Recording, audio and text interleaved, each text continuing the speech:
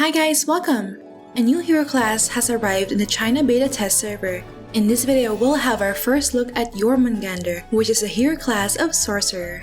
We'll give our first impression on Jormungandr's skills and give an initial assessment on whether he will be good for the arena or against MVPs.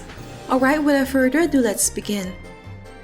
To unlock the new Jormungandr hero class, you need to reach the Tier 3 Sorcerer Adventurer class and use a job change voucher in the hero class interface. Jormungandr follows the design of a hero class where a core passive skill can be upgraded by activating the second line of his runes, while his non-core skills can be upgraded by leveling up his job EXP. Once he reaches job level 93, all his non-core skills can be upgraded to max level. First, let's check out what should be our build for this hero class. Based on the game system recommendation, Jormungandr can be a hybrid DPS debuffer as his exclusive weapon grants both offensive and defensive stats. Here are the materials for crafting and synthesizing his new weapon.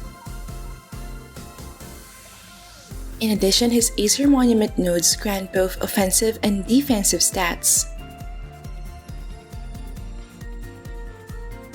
However, for the purpose of this first impression video, let's try a full damage build with standard magic gears and wizard's power as primary weapon to assess his DPS capability. Now let's check out some of his notable skills. His core passive skill is called Space-Time Warping, and it lets him set 2 attack and/or buff skills in the superposition skill bar.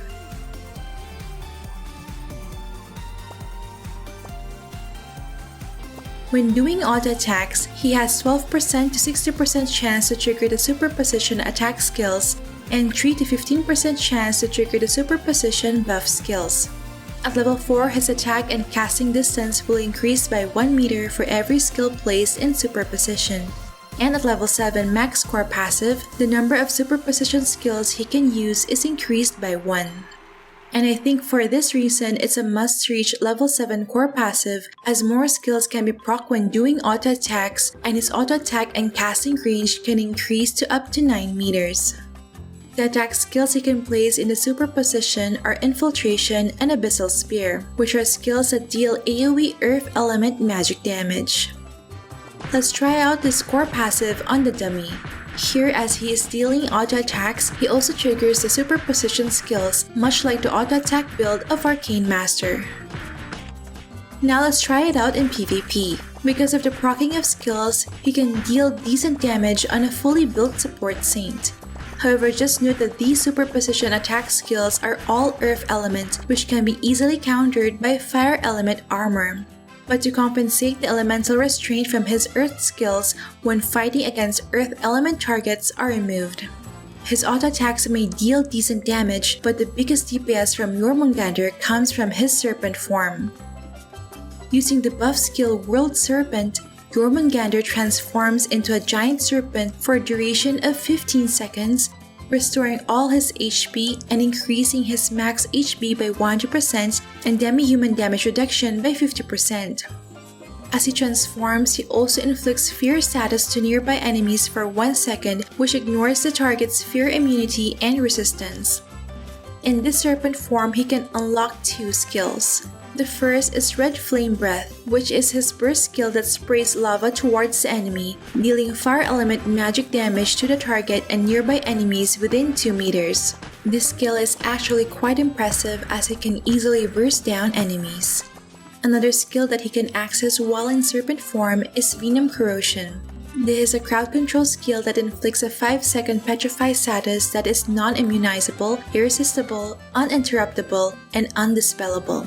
This can be used to hold an enemy, then Jormungandr can use Red Flame Breath to burst them down. With this combo, even tanky supports don't have a chance to escape.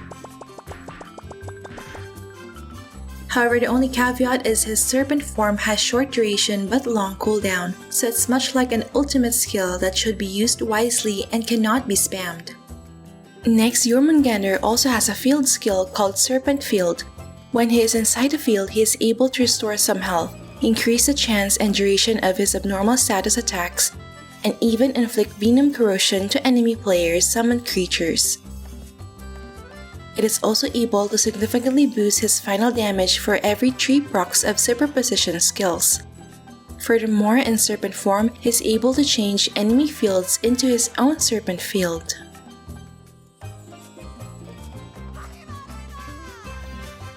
Another notable skill of Jormungandr is that he can steal enemy buffs. With his skill Marauders Fate, all dispellable buffs that will be added in the next 7 seconds and 30% MPen will be stolen and transferred to Jormungandr. To demonstrate, as Jormungandr casts Marauders Fate, any buffs cast by the targeted enemy will instead take effect on Jormungandr. I think this is a unique skill that he can utilize to weaken enemy support. If you're looking for a reliable and efficient online game top-up center, I highly encourage you guys to check out Smile.One. With years of experience in the industry and partnerships with various game developers, they offer top-ups for a wide range of games at competitive prices, including Premium and BCC for Ragnarok Mobile. Smile.One top-up is available in many countries across all servers, and you may pay via their trusted payment platform. In the Philippines, I can pay securely using my GCash via Alipay and receive the BCC instantly. Please do check out Smile.One's pricing and payment methods using my exclusive link in the description box below. Another notable skill is Space-Time Imprisonment. This is an active debuff skill that increases the enemy's skill cooldown by 20% and reduces its attack speed by 20% for a duration of 8 seconds, which can stack up to 3 times. Upon reaching 3 stacks, the enemy will be unable to use skills and auto-attacks. When placed in superposition, this skill can be used to lock down target enemies. As demonstrated here, my Saint is barely able to cast any more skills if Jormungandr procs this debuff. Another unique skill is Space-Time Barrier, which is an active buff that creates a space-time barrier around himself wherein you and your teammates will become immune to magic damage 3 times per second. This can be placed in superposition and will be a good counter to the current magic class meta in PvP. His other skills are Snake Miasma, which is a passive debuff that inflicts poison damage and slow effect. Disaster Frenzy, which is an active buff that makes his own skill crit dealing twice the damage. Ouroboros, which is a passive skill to increase his fire and earth element damage and ignore MDEF. Singularity Jump, which is a displacement skill that is basically Chronomancer's Wormhole. And Space-Time Backtracking passive that gives a chance to restore HP every time Jormungandr receives damage. Alright, so that's the overview of his skills. I'll do more tests and give a detailed analysis of all his skills and runes in a later video. In conclusion, Jormungandr has some similarities to AAAM as he can also proc skill attacks while auto-attacking. He has impressive damage dealing capability with his fast auto-attacks and burst damage when in Serpent Form. However, the damage output is not that consistent as his Serpent Form has short duration but long cooldown. In addition, his primary attacks are limited to Earth and Fire element, which are weak against fire armor.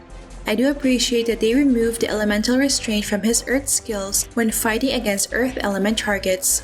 Another thing I noticed is that he has neither anti-fatal ability nor any lifesteal skill to sustain his health.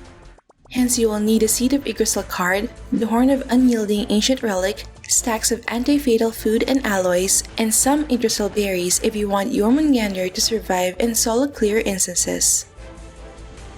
On the bright side, what I love about his skill kit is that he can inflict Forced Fear and Forced Petrify status, which ignores the target's status immunity and resistance. Thus, he can hard control his targets and defeat them easily. He can also apply debuffs that will reduce the target's movement speed and movement speed limit, steal their buffs, increase their skill cooldown, and even prevent them from using any skills and auto-attacks. Overall, based on his skill set and some initial tests I've done, I think Jormungandr is definitely designed for the PvP arena. Of course, it's just my initial impression and I'll do more testing to better understand this new hero.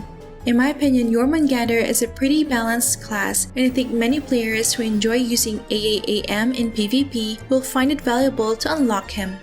How about you guys? Do you think Jormungandr can replace AAAM in the meta? Share your thoughts in the comment section below. I'll be releasing a full guide on his skill set and full build in a later video, so stay tuned for that. Alright, that's it for this video guys. Don't forget to like if you enjoyed watching this guide. If you're new here, I would love for you to consider subscribing by hitting the red subscribe button down below. I would love to have you back. Thank you for watching and see you in our next episode.